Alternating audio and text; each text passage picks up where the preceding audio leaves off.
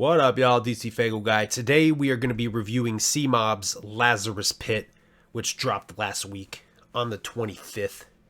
Was it the 25th? It was the 25th. Great fucking album. It's a great follow-up to The Devil and Dickies. If you've heard The Devil and Dickies, but you haven't listened to Lazarus Pit, definitely go check this album out. If you've listened to Lazarus Pit, but have not listened to Devil and Dickies, go check out Devil and Dickies. A solid fucking album. Easily in my top 5 favorite concept albums out there. Truly conceptual album that tells a story. Definitely go check that out if you haven't. But yeah, this album right here, fucking solid. If you didn't watch my review for The Devil and Dickies, I'll just tell you real quick. I had been not checking out C-Mob. I had seen his name. He was featured on Tech Nine's Nina album. He was featured on Kung Fu Vampire's Come Dawn. By the time I heard him on Come Down, I was like, I got to go check this guy out. And Devil and Dickies was the first album I checked out. Fell in love. Found out through research that he's a local artist to my area because I live in northern Indiana. He lives in Marion. I live very close to where that is. Pass through Gas City all the time. And have been like super stoked to have a local artist that fucking kills it. So, but yeah, Lazarus Pit. Great fucking follow-up to The Devil and Dickies. The reason I say a follow-up is because it really kind of continues the story of The Devil and Dickies. Obviously, you see there are skits in there. If you've listened to The Devil and Dickies, but you have not listened to this album, it is very conceptual. And like I said, it's a follow-up to The Devil and Dickies. So the artwork is right there. Really fucking dope. I remember when this artwork was first revealed to me, I actually thought like it was acid eating away his arms. But when you listen to the album, actually this is water that has like restorative properties. It will help restore you to the strongest version of yourself. That's the whole story of the album. He goes to meet this Dr. Phim, and she takes him to this pit in the bottom of her facility. He gets in, he has to go through this process of returning to dark places and like angry moments in his life, purge those emotions, get them out, and, you know, just get any negativity out of him. And then when he emerges, he goes and he looks in the mirror, and he's returned to the moment from The Devil and Dickies where he turned down the job of being a devil. He returned to that moment because in that moment, he was the strongest version of himself because he had all the powers of a devil, but was not giving into temptation that those powers were causing, which is the strongest version of himself. Fucking dope. Absolutely loved the skits throughout this. Again, it's a continuation to The Devil and Dickies, and it's absolutely fucking great. So let's jump into the track list. Unfortunately, this is only released digitally. I would love to see this come out physically. I doubt C-Mob is watching right now. I hope it comes out physically, but I also understand that, you know, we're in the times where digital has kind of taken over everything.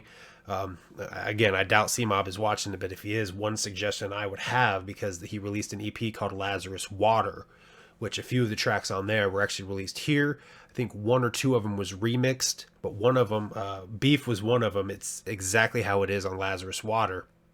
So what I would love to see him do if he does release a physical copy is maybe make it a 2-disc set. You have the Lazarus Water, which gives you a taste of the Lazarus Pit, and then obviously the Lazarus Pit.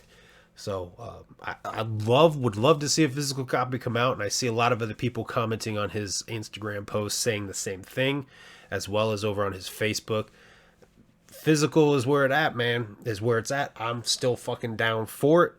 You know, Olivia Newton-John in this motherfucker. Let's get physical. But let's jump into these tracks. The first track is Dr. Phim. So you're Dr. Phim?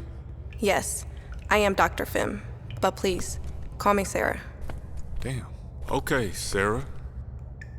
Now. Beef. This Angus brings anguish. You don't want this beef. This is beef. Y'all don't want this beef.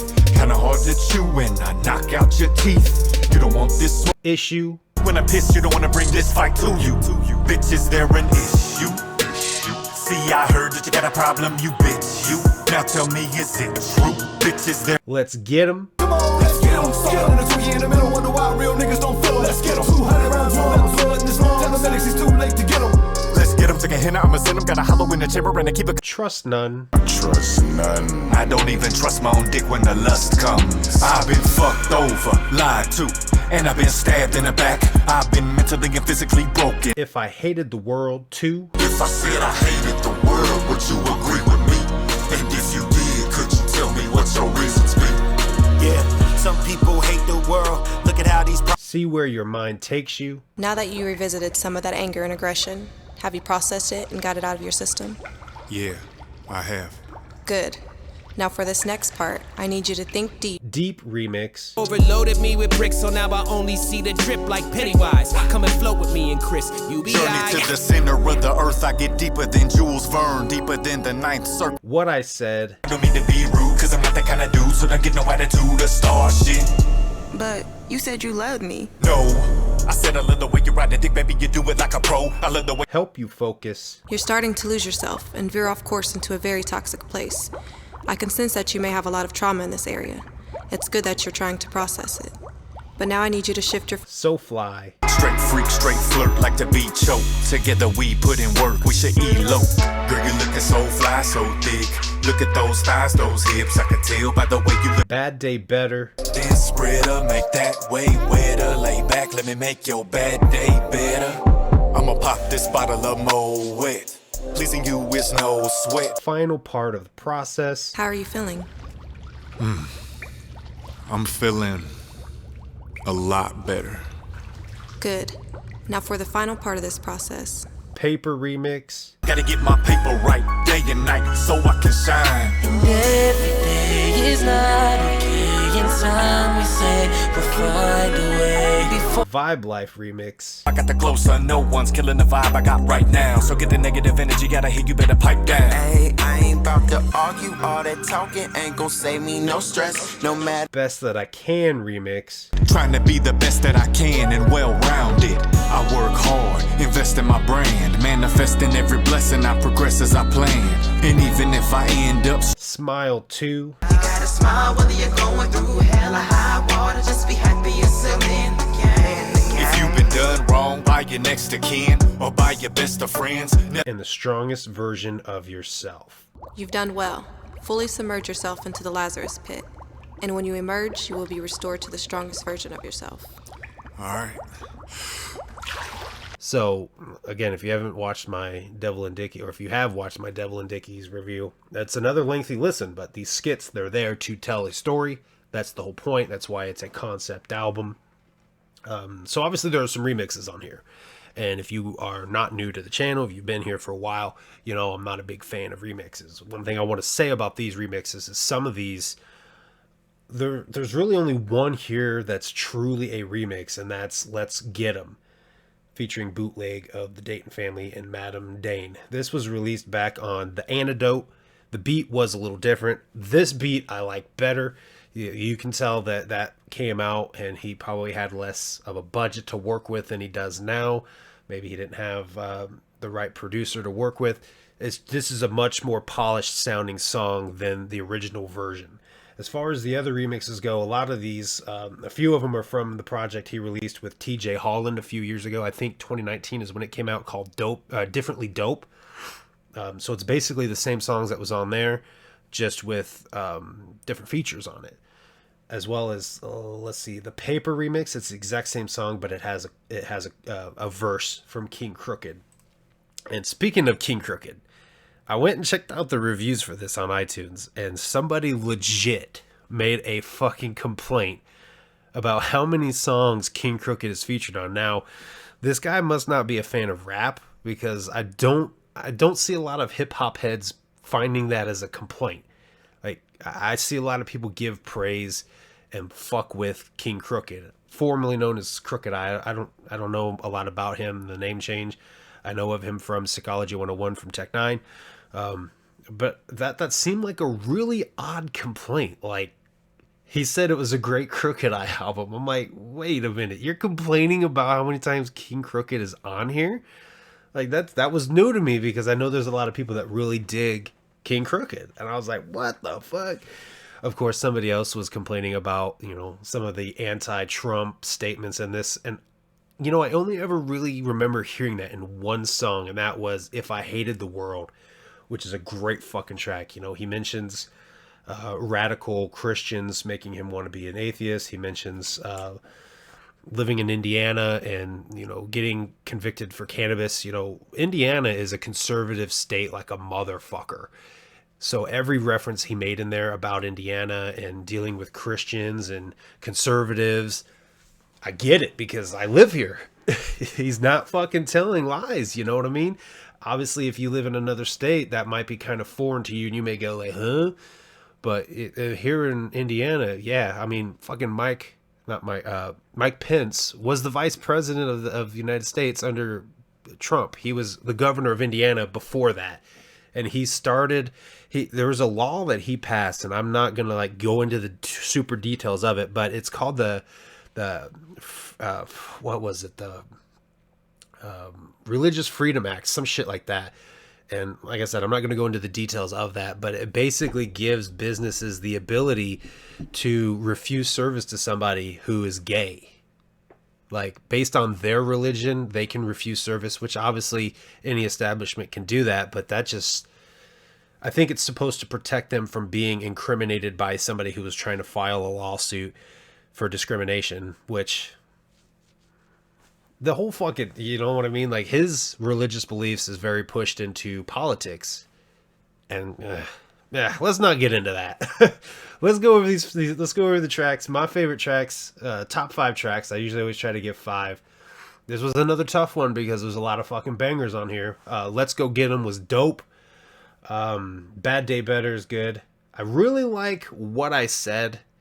I've never really experienced that with women. Like, I've never had that kind of a relationship with women of like a hit it and quit it one night stand type thing. But I like that track a lot. I like the way he went with the beat, and I like the overall flow of that beat. Really good. Issues really good. I do like Beef. I do like Paper. Those have King Crooked. I like Best That I Can. Like, there's so many standout ones. But my favorite track on the whole album is If I Hated the World 2. So it's like a sequel to a previous song he had released. I really like the song. I really like the message behind it.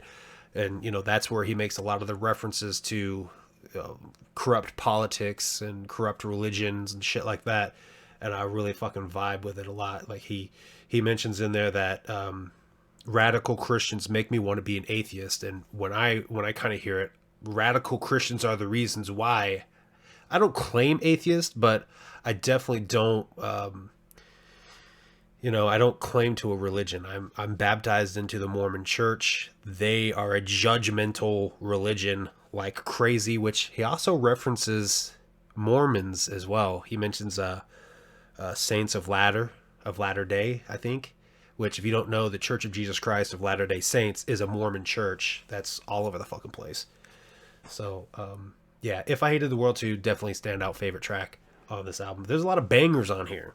A lot of fucking bangers. So if you haven't checked this album out, definitely go check it out. If you have checked it out and you haven't listened to The Devil and Dickies, make sure you go check that album out, because these two are, Lazarus Pit is a sequel to Devil and Dickies. They both are telling a story, and I'm curious to see where this goes from here. When the Devil and Dickies left off, and I kind of was wondering where that story would pick up, because, Devil and Dickies came out, King ISO got signed to Strange Music, C-Mob's been doing some shit on tour with King ISO, and I'm like, yo, C-Mob's getting those blessings. That was kind of like how I felt, like C-Mob's getting these blessings. He's working with Strange Music a lot now, hand in hand. Whether he's signed or not, he's working with them, and I thought it was great exposure for him because he fucking kills it. So jumping into Lazarus Pit, when Dr. Phim started and I heard God's voice at the very end of Devil and Dickies, very well then is the skit where God reveals herself and says, very well then, like talking about him being worthy of his blessings, and talking about the devil never having somebody turned down becoming a devil, and this was the first time. C-Mob was the first to ever do it. So when I heard God's voice, and then I heard it in Lazarus Pit, I was like, yo, I wasn't sure where this story was going, but I immediately picked up on the fact that was God's voice. I didn't realize going into this, I just assumed maybe he had the same female do vocals for him. But then you get to the very end of The Strongest Version of Yourself, and she talks about that moment he turned it down. I was like, I knew it. It's God. God came and saw him. And then I immediately went back to the skit, Help You Focus. And if I'm hearing that skit right, C-Mob had sex with God. Am I right? Like, am I hearing that right? Did he fuck God in the Lazarus pit? Is that what happened? You guys let me know what you think down below. But like I said, if you guys have listened to this album, tell me down below what you guys think. What are your favorite tracks? What are your least favorite tracks? And if you haven't listened to it, go check it out. Come back. Tell me what you guys think about it. Anyway, thank you guys for watching. I will see you guys next time.